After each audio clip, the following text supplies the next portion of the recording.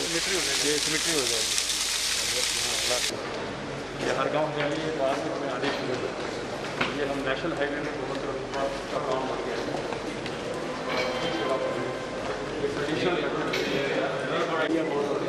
Slope वाले area होते हैं तो पेड़ नहीं लगा पाते हैं, तो घास के श्रब्स के उस तरह के सीड्स में हम यहाँ डालते हैं।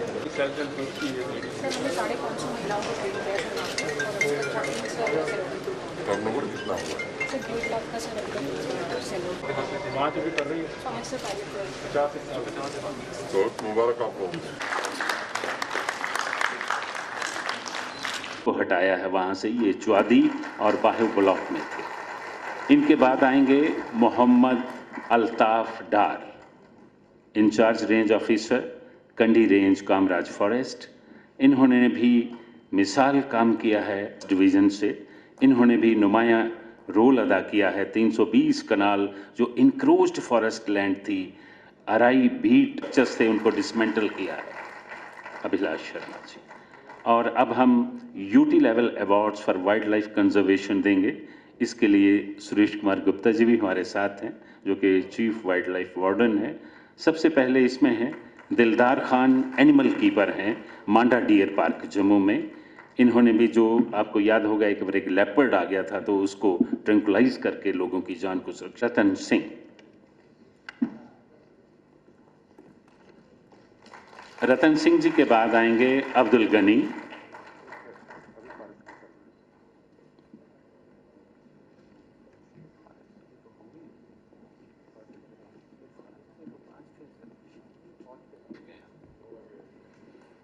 तो फॉरेस्ट। उनके बाद ये हमारे लोग हैं UT level awards for wild life conservation.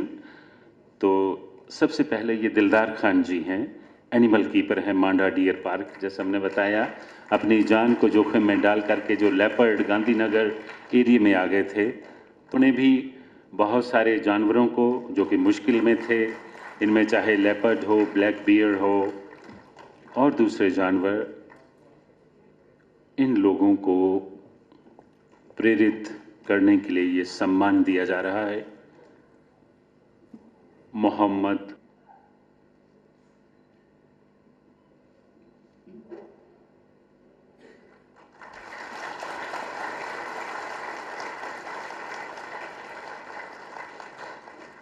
इससे हमारे माजिद फारूक, जो कि साइंटिस्ट हैं department of environment, ecology and remote sensing, वो भी मंच पे पधारे हैं।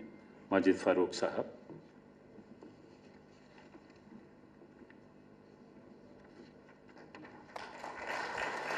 तो ये एटलस है, इसके करीब मैप हैं wild life protected areas of Jammu and Kashmir, land use, land cover, vegetation, ये सारा इसमें स्लोप एस्पेक्ट सारा इसमें बताया गया है। वो भी वाकिफ है कि आज अंतर्राष्ट्रीय वन दिवस है, ये सुअवसर है। जंगल सतत उत्पादन और उसका उपभोग, ताकि वर्तमान और भावी पीढ़ी को फॉरेस्ट की महत्ता से परिचित कराया जा सके और उसे सुरक्षित रखने की जिम्मेदारियों से भी लोग रूबरू हो सकें। मित्रों, इसमें कोई शक नहीं है कि घर बनाने से लेकर रोजमर्रा के जीवन यापन से संबंधित हर काम, चाहे पानी पी रहे हैं, खाना खा रहे हैं या फिर बीमार पड़ने पर दवा ले रहे हैं, सब में कहीं न कहीं फॉरेस्ट का अंश जुड़ा हुआ है।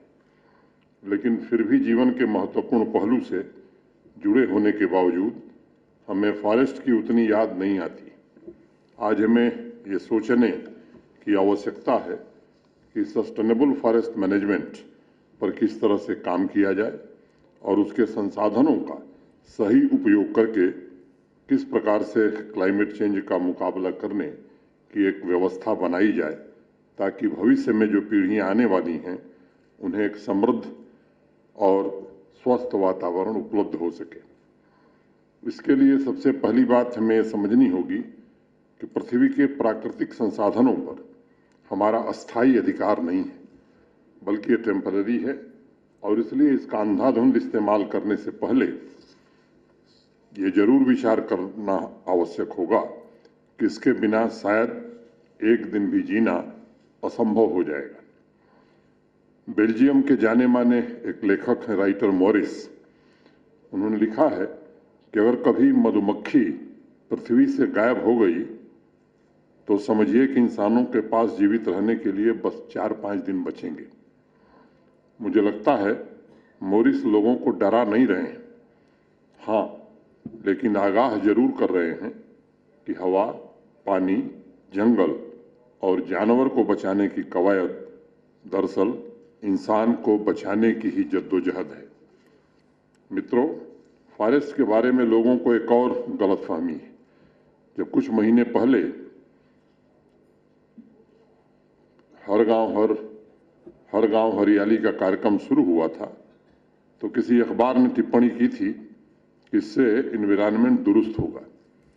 मैं समझता हूं कि फॉरेस्ट का यह सिर्फ एक पहलू है। दरअसल फॉरेस्ट कवर और मजबूत फॉरेस्ट का इकोसिस्टम गरीबी उन्मूलन, रोजगार में वृद्धि और सतत विकास के लक्ष्यों की प्राप्ति में भी अत्यंत महत्वपूर्ण भूमिका निभाते हैं और इसलिए मुझे लगता है कि फॉरेस्ट हमारे अमूल्य पारिस्थितिक तंत्र, आर्थिक, सामाजिक और स्वास्थ्य तीनों को समान रूप से प्रभावित करता है। आने वाले 2-3 दशकों में वही देश और वही क्षेत्र सतत रूप से तरक्की कर सकेंगे जो फॉरेस्ट के कंजर्वेशन और प्रोटेक्शन पर विशेष रूप से ध्यान देंगे। ये बात बड़ी गंभीरता से इंटरनेशनल प्लेटफॉर्म पर भी उठाई गई है। एक अनुमान के मुताबिक इस पृथ्वी पर हर 5वां व्यक्ति अपनी आजीविका के लिए किसी न किसी रूप में जंगल पर निर्भर करता है, चाहे कोई व्यक्ति गांव में रहता हो या शहर में रहता हो, लेकिन आजीविका के लिए किसी न किसी प्रकार से जंगलों से जुड़ा हुआ है। और इसीलिए बापू की एक बात हम सभी को ध्यान में रखनी चाहिए कि पृथ्वी सभी मनुष्यों की जरूरत पूरी करने के लिए पर्याप्त संसाधन उपलब्ध कराती है, लेकिन लालच पूरा करने के लिए ये संसाधन नहीं है और इसीलिए जंगलों से उतना ही लें जितना नितांत आवश्यक है। हमारे यहाँ अभी बताया गया, मेरे पहले डॉक्टर गेरा ने जिक्र किया, ट्राइबल भाइयों की एक बड़ी आबादी भी जंगलों पर ही निर्भर है। भारत के सम्माननीय प्रधानमंत्री आदरणीय नरेंद्र मोदी जी के नेतृत्व में जिस ऐतिहासिक फॉरेस्ट राइट एक्ट को लागू किया गया है यहाँ, उससे जंगलों पर अपने अधिकार के साथ उन्हें जंगल के उत्पादों पर भी हक प्रदान किया गया है। पिछले वर्ष 12 जनवरी से जम्मू कश्मीर में बांस के संवर्धन पर भी काम शुरू हुआ है और इससे भी समाज के एक बड़े वर्ग को रोजगार के अवसर उपलब्ध होंगे। पिछले कुछ महीनों में हमारे फॉरेस्ट डिपार्टमेंट ने कई फॉरेस्ट हट्स और ट्रैक रूट्स भी प्रारंभ किए हैं, जिससे स्थानीय लोगों को रोजगार के अवसर भी उपलब्ध हो रहे हैं। आज भारतवर्ष के कई प्रदेशों में फॉरेस्ट पारिस्थितिक तंत्र प्रबंधन और आजीविका की परियोजनाएं प्रारंभ हुई हैं। हिमाचल प्रदेश में 800 करोड़ रुपए की इसी तरह की परियोजना शुरू की गई है जो पब्लिक प्राइवेट पार्टनरशिप पर आधारित है। जम्मू कश्मीर ने भी इस दिशा में एक अच्छी पहल शुरू की है और मैं उम्मीद करता हूं कि आने वाले दिनों में इसके व्याप में काफी विस्तार होगा और मैं मानता हूं इससे फॉरेस्ट प्रोटेक्शन के साथ रोजगार के भी पर्याप्त अवसर उपलब्ध होंगे। मुझे अत्यंत प्रसन्नता है कि जम्मू कश्मीर फॉरेस्ट डिपार्टमेंट कोयले का बायो विकल्प तैयार करने के लिए महिलाओं के सेल्फ हेल्प ग्रुप को प्रमोट कर रहा है। मेरा एक आग्रह होगा कि हर गांव में नवजात कन्या के नाम पर भी एक पौधा लगाया जाए, जिससे भावी पीढ़ी में पर्यावरण संरक्षण के साथ साथ बेटियों के अधिकारों के प्रति जागरूकता भी जागृत होगी। डिपार्टमेंट को एक और आग्रह मैं करना चाहूँगा, आज जो भी अवार्ड दिए गए हैं उसमें एक भी महिला नहीं है। फॉरेस्ट्री तथा वाइल्ड लाइफ में हमें महिला कर्मियों को प्रोत्साहित कैसे करें, उनके योगदान को मान्यता कैसे दें, मैं समझता हूं कि इस पर विचार का समय निश्चित रूप से आ गया है। मुझे पूरी उम्मीद है प्रकृति के साथ तारतम्य स्थापित कर जीवन जीने की हमारी परंपरा टिकाऊ जीवन शैली के रूप में विकसित होगी। पिछले वर्ष मैंने फॉरेस्ट डिपार्टमेंट से आग्रह किया था 2 महत्वपूर्ण लक्ष्यों पर काम करने के लिए। मुझे उम्मीद है कि इन कार्यक्रमों की मदद से हम अपने पारिस्थितिक तंत्र को और मजबूत कर सकेंगे। जम्मू कश्मीर के फॉरेस्ट से पुराने जमाने में कोट रूट प्लांट अगरबत्ती इंडस्ट्री के लिए जाता था और मुझे लगता है कि उस पर फिर से काम प्रारंभ हुआ है। इसे और गति प्रदान करने की जरूरत है। जो भी विशेषज्ञ हैं उनसे चर्चा की जानी चाहिए और इस काम को गति से आगे बढ़ाने की आवश्यकता है।